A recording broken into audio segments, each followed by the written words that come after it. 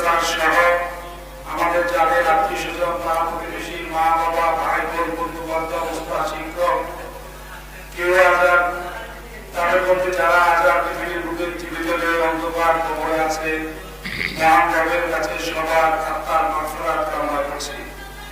আসলে আমরা চার ভাই চার বোন, আমরা কেউ কখনো মাদ্রাসা লাইনে পড়িনি, সম্পূর্ণ আসলে মাদ্রাসা লাইনে পড়া হয়নি আমাদের। আপনার চাকরিগত কারণে আমি চৌমতি থাকি।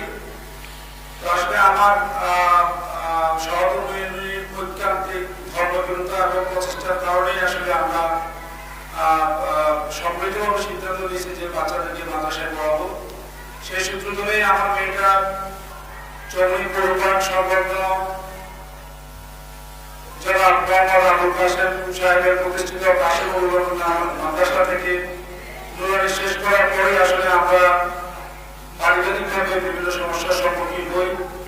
কারণ 9 বছরের একটা মেয়ে, সেই মেয়েকে আসলে আবাসিক একটা মাদ্রাসায় দেওয়া, তার উপর আবার মহিলা মাদ্রাসা, তার উপর নিরাপত্তা নিশ্চয়তা যত ব্যবস্থা সার্বিকভাবে আসলে আমরা পরিবারের সবাই চরম সংকটে পড়ে যায়। কারণ একটা মেয়েকে হাফেজা করা আর 10টা ছেলেকে হাফেজ করা প্রায় সমান। কারণ মেয়েদের আসলে অনেক কিছু চিন্তা করতে হয়। তো এসব আলহামদুলিল্লাহ আমার মনে পড়ে 2019 সালে আমি চৌমনির আশেপাশে 7-8টা মহিলা মাদ্রাসা ভিজিট করেছি নিজেই। অবশেষে আমার এই মাদ্রাসায় যখন আমার পছন্দ হয়েছে, আমি হুজুরকে বলছি, হুজুর বড় আশা নিয়ে আমি সিদ্ধান্ত নিয়েছি এখানে আমার মেয়েটাকে ভর্তি করাবো। আর এই ভবনের 8 তলায় আমি বাসা ভাড়া নিই। 2019 সালে আমার স্পষ্ট মনে আছে যে আমি হুজুরের কাছে এসে বলেছি, হুজুর আমি এই অত্র ভবনে আসনুল্লাহ স্যারের এই ভবনে বাসা ভাড়া নিয়েছি এবং এখানে আমার মেয়েকে হ্যাজের জন্য ভর্তি করলাম। আমি নিজের তখন নামাজ পড়ে আল্লাহর কাছে হাত তুলেছি, আল্লাহ আপনি আমার মেয়েকে হাফেজা হিসেবে কবুল করে নেন। আলহামদুলিল্লাহ আলহামদুলিল্লাহ রাব্বিল আলামিন।